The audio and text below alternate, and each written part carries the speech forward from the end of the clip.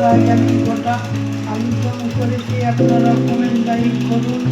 আমি অনেক রেসিপি দিতে পারি না, আমার আর আমার ছেলের শরীর খারাপ, তাই আমি হায়দ্রাবাদ দেখাতে এসেছি ডাক্তার।